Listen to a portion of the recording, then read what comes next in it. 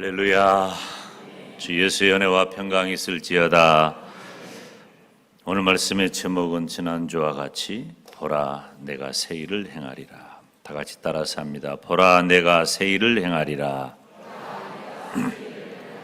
우리가 7월 금년 후반기 시작하면서 이제 열흘 동안 월삭 새벽 기도회를 했는데, 지난 주일에는 이제 첫날부터 일곱째 날까지 전했던 말씀을 요약해서 말씀을 전했고, 그 내용은 여러분이 가지고 계신 주보에 잘 기록이 되어져 있습니다. 오늘 말씀은 지난 월요일부터 수요일까지 사흘 동안 전했던 그 말씀을 요약해서 전하고자 합니다. 하나님은 어떻게 새 일을 행하시는가? 하나님은 권능, 무한하신 권능으로 새 일을 행하시는 줄로 믿습니다. 하나님은 무한하신 권능으로 저와 여러분의 지난날의 역사 동안 함께 하셨고, 지금도 함께 하시고, 앞으로도 함께 하심으로 새 일을 행하실 줄로 믿습니다. 그러면 오늘은 세 가지, 첫째, 나와 내 가정을 통해 하나님은 새 일을 행하신다. 두 번째, 우리 조국을 통해서 하나님은 새 일을 행하신다. 세 번째, 교회를 통해서 하나님은 새 일을 행하신다. 각각의 본문의 배경이 조금씩 달라요. 이제 첫째 주제는 창세기 35장 1절부터 15절 사이예요. 이렇게 말하면 얼른 찾아야 돼. 창세기 35장을 얼른 펴요. 창세기는 제가 힌트를 드리면 맨 앞에 있는 성경이에요. 창세기 35장. 하나님은 나와 내 가정을 통해 새 일을 행하시는 줄로 믿습니다. 이 모델이 되는 가정은 바로 야곱의 가정이에요. 야곱의 가정은 야곱으로부터 시작되겠죠. 야곱이 자기 고향집을 떠날 때는 아무것도 없었지만 다시 돌아올 때는 거부가 되어서 돌아옵니다. 그리고 많은 식솔들이 생겼어요. 그러니까 이제 야곱이 폼 좀 잡고 살게 되었다는 것이죠. 세겜 땅에 이르렀을 때 심각한 문제가 생깁니다. 그 일은 창세기 34장에 기록하고 있는데요. 어떤 일이 생겼냐면, 야곱에게 딸이 하나 있는데 그 이름은 디나입니다. 그 디나가 세겜 땅을 둘러보다가 그곳에서 성추행을 당하는데 매우 고통스러운 일이죠. 그 일을 자기 형제들이, 오빠들이 알게 되었어요. 특별히 시몬과 레위는 그 일을 가지고 마음속에 복수심이 생겨났습니다. 그래서 하나님이 정한 거룩한 율례인 할례의 방법을 악용해서 세겜 땅에 있는 사람들에게 디나가 마음에 드니까 결혼하자 그랬어요. 좋다. 너희 남자들이 우리들처럼 다 할례를 행하면 우리 디나와 결혼시켜 주겠다. 이 거짓 약속을 하고 세겜 땅에 있는 모든 남자들이 다 할례를 행하니까 꼼짝 못할 상황이 된 거예요. 그때 시몬과 레위가 잔인하게 그곳 남자들을 다 죽여버리는 아주 엄청난 살육의 현장이 되고 말았습니다. 그렇게 되니까 이제 어떤 어려움이 다가왔을까요? 이제 세겜 땅에 있는 모든 남자들이 죽어버리니까 그 근동에 있던 가나안 족속들이 야곱 집안 사람들을 두려워하기도 하고 크게 분노했어요. 그래서 그들이 연합군을 형성해가지고 혹시라도 야곱을 죽이지 않을까, 그 가문을 멸문시키지 않을까 하는 두려움이 생긴 거예요. 그리고 실제로 그들은 그런 움직임을 가졌습니다. 그러면 지금 이 상황 되면 야곱의 집안은 엄청난 위기를 만났는데 무엇 때문일까요?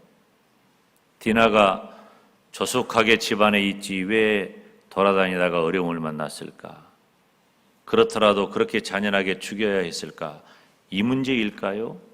정말 중요한 이유는 야곱과 그의 가정의 문제는 하나님의 은혜로 모든 것이 다 풍족해졌을 때에 모든 것이 다 풍족해졌을 때에 야곱 집안이 우상을 섬겼고 사치하고 탐심 가운데 있게 되었다는 겁니다.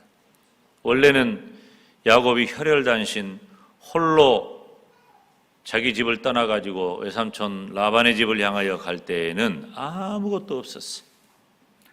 아무것도 없고 의지할 바가 없으니까 하나님밖에 몰랐고 하나님만 의지한 거예요. 하나님만 의지했을 때는 하나님께서 야곱에게 모든 것들을 다 축복해 주셨는데 모든 것이 풍부해지니까 하나님 떠나고 우상 섬기고 예배생활 소홀히 하고 사치와 탐심으로 가득하게 되었어요. 그래서 이 어려움을 만나게 된 것입니다. 어떻게 했을까요? 야곱이 우리가 알고 있는 야곱처럼 소망의 야곱이 된 것은 돌이켰기 때문이에요. 회개하는 신앙을 가졌다는 것이죠.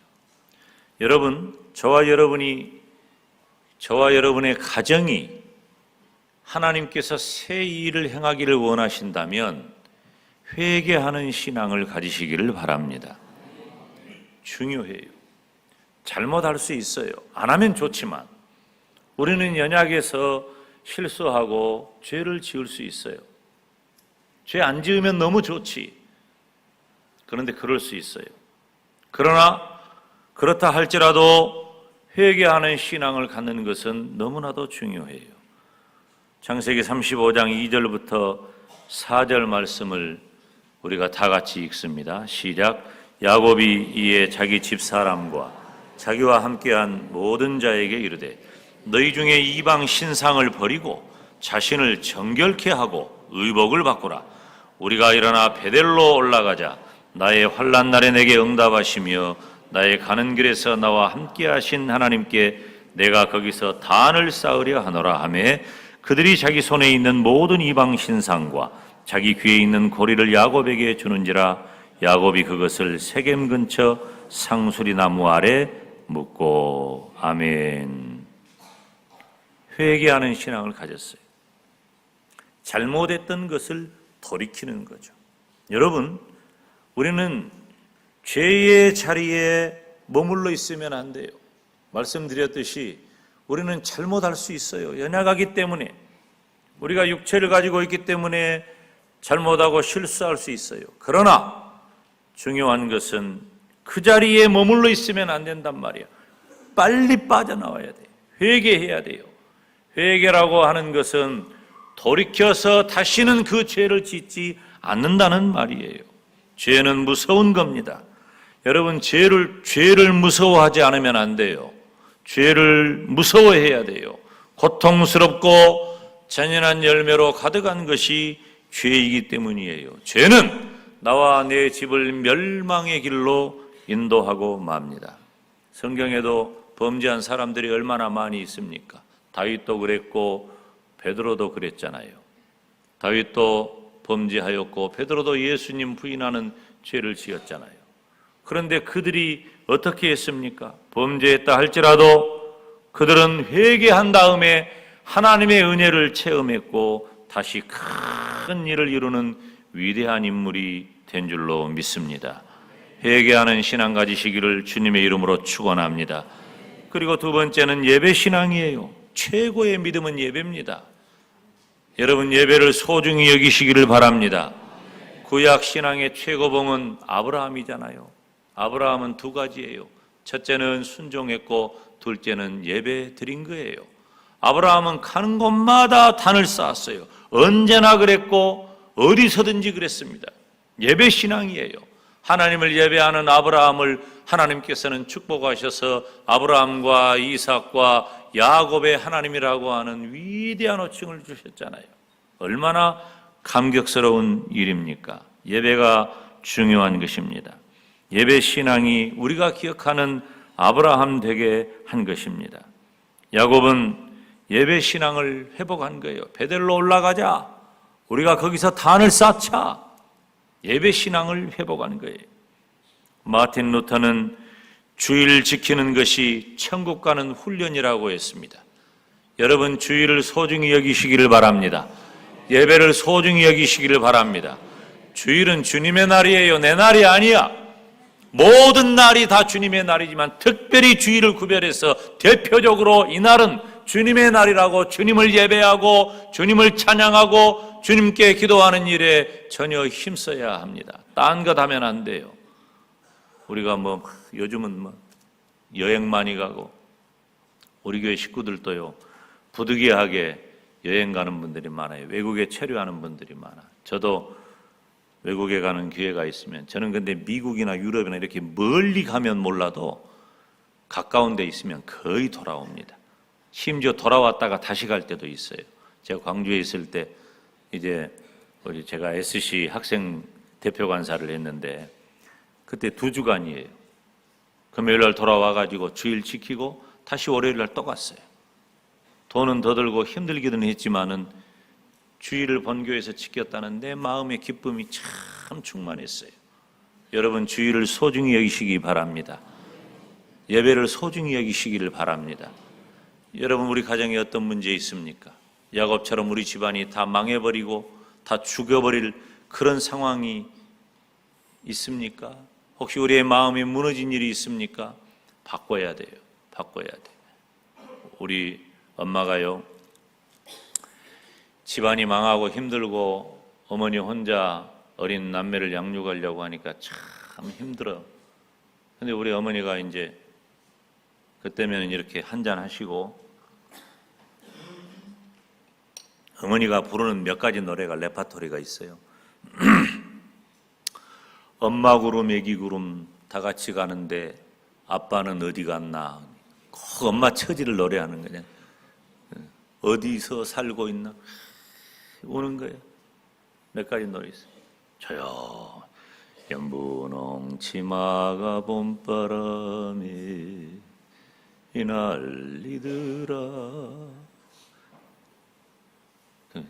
우는 거예요. 근데 우리 엄마가 나중에 예수님을 믿고 구원받아 천국 백성 되고 권사님이 됐는데 빨래를 개면서, 우리는 빨래를 정결실에서 개면서 얘기를 많이 해요. 구주를 생각만 해도 내 마음이 좋거든. 주 얼굴 배울 때야 얼마나 좋으랴. 나는 1절만 했지만 우리 엄마가 5절까지 다 외워가지고 나 다 외웠시야 그러면서 부릅니다. 노래가 바뀌어요. 노래가 바뀌어. 눈물 질질 짜다가 찬양하는 거예요. 여러분, 저와 여러분의 노래가 바뀌기 바랍니다. 저와 여러분이, 그리고 우리의 가정이 눈물 흘리고 한탄하고 고통하는 가운데 있다 할지라도 하나님이 새 일을 행하셔서 기쁨의 찬양의 가정이 되시기를 주님의 이름으로 축원합니다. 그렇게 되니까 추격하는 자가 없어졌어요. 하나님이 문제를 해결해 주신 거예요. 창세기 35장 5절 말씀을 보면은 우리 다 같이 읽읍시다. 시작. 그들이 발행하였으나 하나님이 그 사면 거울들로 크게 두려워하신 거로 야곱의 아들들을 추격하는 자가 없었더라. 아멘. 어떻게 될까 벌벌 떨었는데 하나님이 추격하는 자들을 다 없게 해주셨다. 문제를 해결하신 거예요.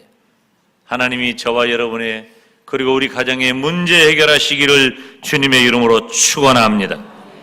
그리고 야곱과 그의 자손들에게 복을 주셨는데 11절 12절 말씀을 보면 우리 창세기 35장 11절 12절 다 같이 읽습니다. 시작. 그에게 이르시되 나는 전능한 하나님이니라.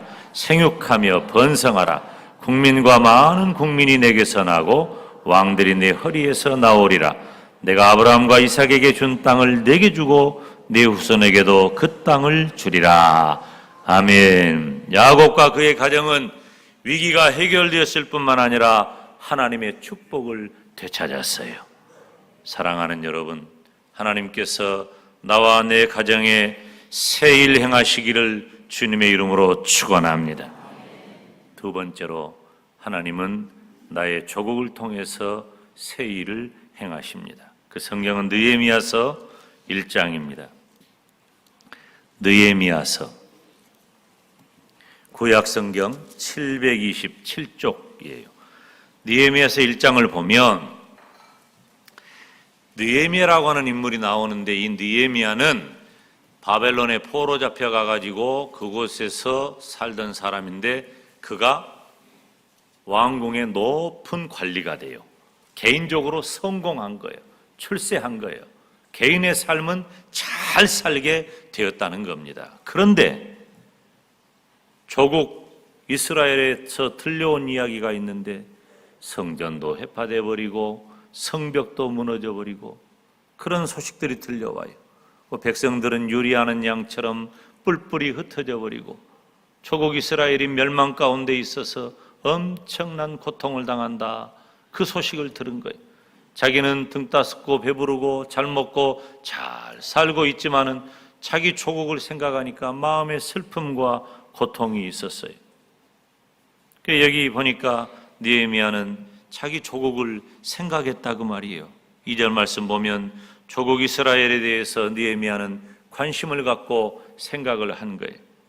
4절에 보니까 수일 동안 그 이야기를 듣고, 자기 조국의 이야기를 듣고 울면서 슬퍼했다는 거예요. 여러분, 우리는 항상 우리나라, 우리 조국, 대한민국을 마음에 품고 생각하시기를 바랍니다. 성도는 늘 우리나라를 생각해야 돼요. 우리 조국을 생각해야 돼. 우리 기독교 복음이 전파된 것은 일제 강점기 때 아닙니까? 구한말 일제 강점기. 그때 우리 그리스도인들은 푸념이 일어나서 3.1운동의 주체가 되었고 독립운동의 주체가 되었어요. 그리고 해방된 조국에서도 대통령이 믿음의 사람이었고, 국회를 시작할 때에 목사님이 국회의원들 한 분이 있었는데, 그 이시영 목사님의 그 기도로 이제 국회가 시작되었단 말이에요. 그런 나라였어요. 그리고 민족이 근현대사의 크고 작은 어려움을 만날 때마다 그리스도인들이 일어나서 나라 사랑 운동을 펼쳤고, 그 나라 사랑이 오늘에 이르게 했다는 것입니다. 기독교는 항상 나라와 민족과 함께 했다는 것이에요. 사랑하는 여러분, 언제나 우리 조국 대한민국을 마음에 품고 생각하시기를 바랍니다. 그리고 두 번째로 느헤미야는 조국을 위해서 기도했어요. 수일 동안 울고 슬퍼하면서 금식하며 기도했습니다. 뿐만 아니라 6절에 보니까 느헤미야가 주야로 기도했다 그래서 항상 기도했다는 거예요. 여러분, 우리 예수님을 믿는 성도는 언제나 조국을 위해서 기도해야 합니다. 하나님은요, 가정을 세우시고 국가를 세우시고 교회를 세우셨어요. 그렇기 때문에 우리는 늘 가정을 생각하고 나라를 생각하고 교회를 생각하고 또 생각만 하는 것이 아니라 가정을 위해 기도하고 나라를 위해 기도하고, 아멘. 교회를 위해 기도하시기를 바랍니다. 기도해야 돼요. 항상. 지금 세계 유일한 민족 분단 국가가 우리나라 아닙니까? 하나님 통일을 주시옵소서. 하나님 평화로운 통일을 주시옵소서. 하나님 복음 통일을 주시옵소서. 우리 조국을 위해 기도해야 돼요. 대통령과 위정자들을 위해서 기도해야 합니다. 이 나라 국가 경제를 위해서 기도해야 합니다. 항상 기도해야 돼요. 빠지지 않고 기도해야 돼요. 우리나라를 생각하고 우리나라를 위해 기도하시기를 주님의 이름으로 축원합니다. 생각하고 기도할 뿐만 아니라 헌신할 수 있어야 돼요. 우리 조국을 위해 헌신해야 돼요. 느헤미야는 2장에 보니까 총독이 되어가지고 다시 예루살렘으로 돌아갑니다. 자기는 앞서 말씀드린 대로 충분하다니까요. 먹고 살기도 좋고 권세도 있고 얼마든지 평안한 삶을, 안락한 삶을 개인적으로 누릴 수 있지만 무너져버린 성벽을 재건하기 위해서 자청해서 예루살렘으로 돌아간 거예요. 돌아가서 힘쓰고 해서 52일 만에 무너진 성벽을 완벽하게 재건해버리고 맙니다. 엄청난 일이에요. 그것뿐만 아니라 사회의 제도, 종교제도, 신앙을 회복하고 이제 다 모든 것들을 안정되게 만들었다는 것입니다. 사랑하는 여러분, 저와 여러분도 우리 조국을 생각하고 기도할 뿐만 아니라 우리 조국을 위해, 대한민국을 위해 헌신하시기를 주님의 이름으로 축원합니다. 성도들도 국민이에요. 국민된 성도 여러분들은 납세의 의무라든지 병역의 의무라든지 교육의 의무, 근로의 의무, 이 국민으로서 가져야 할 그 의무를 반드시 지켜야 돼. 자녀들이 군대 가야 할 일을 이리 빼고 저리 빼고 억지로 피하면 안 돼. 병역 의무를 잘 이행할 수 있도록 하고, 세금, 제가 말씀드렸죠. 절세는 지혜예요. 건강한 절세. 그러니까 잘 꼼꼼히 따져봐 가지고 한 푼이라도 절약하는 것은 그건 좋은 일이에요. 그러나 탈세를 하면 안 돼요. 이것은 국민의 의무를 다하지 못하는 죄예요. 탈세하면 안 돼. 그런데 어떻게 된 것이 청문회 할 때마다 이 국가의 지도자 하겠다고 한 사람들이 군대 문제 가지고 문제 생기지, 세금 문제로 문제 생기지, 이런 사람들이 나라를 경영한다고 하니 제대로 하겠어요? 그러니까 잘 안 되는 거야. 그러니까 우리는 개인의 삶과 인권도 중요하지만은 국가도 중요해요. 그래서 우리는 조국을 위해 헌신해야 해요. 저와 여러분이 조국을 위해서 항상 생각하고 기도할 뿐만 아니라 헌신하는 성도가 되시기를 주님의 이름으로 축원합니다. 조국의 복음화를 위해 기도하시기를 바랍니다. 조국의 평화와 통일을 위해서 기도하시기를 바랍니다. 조국의 정부와 경제 모든 분야를 위해서 기도하시기를 주님의 이름으로 축원합니다. 첫째, 하나님께서 저와 여러분 그리고 가정을 통해 새일 행하시기를 주님의 이름으로 축원합니다. 두 번째, 우리나라 대한민국을 통해 새일 행하시기를 간절히 축원합니다. 마지막 세 번째로 하나님은 교회를 통해 새일을 이루셔요. 성경은 사도행전 4장입니다. 신약성경 요한복음 다음에 있는 사도행전 4장 42절부터 47절까지. 짧으니까 우리가 성경을 읽읍시다. 사도행전 신약성경 194쪽 사도행전 2장 4장이 아니라 2장 42절부터 47절까지. 찾으신 분 아멘. 다 같이 읽읍시다. 시작. 저희가 사도의 가르침을 받아 서로 교제하며 떡을 떼며 기도하기를 전혀 힘쓰니라. 사람마다 두려워하는데 사도들로 인하여 기사와 표적이 많이 나타나니 믿는 사람이 다 함께 있어 모든 물건을 서로 통용하고 또 재산과 소유를 팔아 각 사람의 필요를 따라 나눠주고 날마다 마음을 같이하여 성전에 모이기를 힘쓰고 집에서 떡을 떼며 기쁨과 순전한 마음으로 음식을 먹고 하나님을 찬미하며 또 온 백성에게 칭송을 받으니 주께서 구원받는 사람을 날마다 더하게 하시니라. 아멘. 여러분, 초대교회는 예수님으로부터 시작되죠. 그래서 예수님께서 이 땅에 오시고 이 땅에 사시고 순환의 삶을 사시다가 고난당하시고 십자가에 못 박혀 죽으시고 부활하시고 그리고 하늘로 올라가셨다가 예수님은 다시 오신다. 이것이 복음이에요. 예수님의 일생이 복음이고 예수님의 이야기가 복음이고 그 복음이 고스란히 교회 안에 녹아 있는 거예요. 특별히 초대교회가 그랬어요. 예수님께서 승천하시면서 너희들은 예루살렘 떠나지 말아라. 그리고 약속한 것을 기다려라. 그 약속한 게 뭐냐면은 성령 하나님이셔요. 주님께서 보혜사 성령님을 약속하셨잖아. 성령 하나님을 기다려요. 근데 기도하는 중에 오순절에 기도하고 있는데 성령이 강림하신 거예요. 오순절에 성령 강림 사건이 있은 다음에 초대교회는 완전히 다른 교회, 완전히 다른 사람이 된 것입니다. 그래서 교회가 세워지고 교회가 확장되어져 가는 엄청난 역사가 일어났는데, 복음을 전하면 하루에 3,000명, 5,000명이 회개하고 돌아오는 역사가 있고, 병든 자가 고쳐지는 역사가 있고, 문제가 해결되는 역사가 일어나게 된 것입니다. 교회의 본질 가운데 하나는 뭐냐면 확장성이 있어요. 예수님이 사도행전 1장 8절에 예루살렘과 온 유대와 사마리아와 땅 끝까지 이르러 복음의 증인이 되리라 말씀하시죠. 사랑하는 여러분, 초대교회는 예수님의 말씀대로 복음에서 시작해서 확장되었습니다. 제자들의 수가 많아졌다 그랬어요. 사도들은 가르치고 성도들은 그 가르침에 따랐어요. 떡을 떼며 기도하기를 전혀 힘썼다고 했는데, 이것은 모이기를 힘썼다는 것이고 하나님께 예배하기를 힘썼다는 것입니다. 초대교회는 기도와 예배하는 교회였습니다. 우리 영광대교회도 기도하는 교회가 되시기 바랍니다. 예배하는 교회가 되시기를 주님의 이름으로 축원합니다. 그래서 하나님께서는 구원받는 사람을 날마다 더하게 하셨어요. 초대교회는 전도의 열매로 가득했다는 것입니다.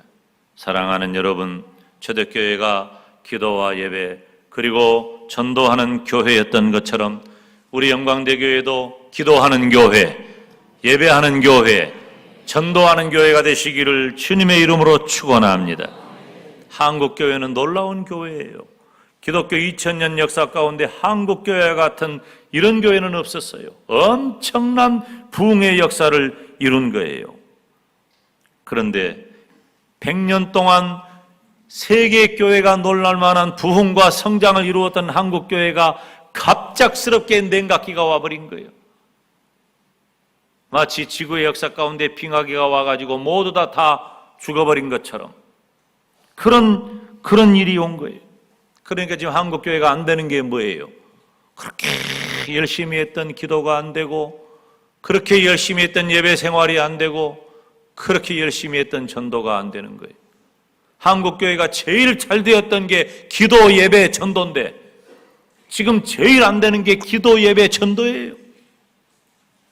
심각한 상황이 된 거예요. 지금은 모이기 어려운 교회로 가득해요. 사랑하는 여러분, 역사는 반복됩니다. 저는 그것을 믿어요. 대부분 그렇습니다. 역사의 패턴은 반복되는 거예요. 우리 빨리 반복해야 돼. 무엇을? 다시 초대교회의 부흥성장이, 한국교회의 부흥성장이 다시 오기를 간절히 소망합니다. 우리 영광대교회도 부흥하고 성장하기를 주님의 이름으로 축원합니다. 어떻게 해야 돼요? 기도해야 합니다. 예배해야 합니다. 전도해야 합니다. 한국교회가 잘 안 되는 것이 기도, 예배, 전도라 그랬잖아. 우리 영광대교회는 잘 안 되는 이것 잘 되는 교회가 됩시다. 기도가 잘 되는 교회가 됩시다. 예배가 잘 되는 교회가 됩시다. 전도가 잘 되는 교회가 됩시다. 그래서 하나님께서는 우리 영광대교회를 통해서 새 일을 행하실 줄로 믿습니다. 기도하기를 쉬지 않고 예배하기를 힘쓰고 전도의 열매가 있는 영광대교회, 이 시대 저와 여러분이 그렇게 쓰임 받으시기를 주님의 이름으로 축원합니다. 기도하겠습니다.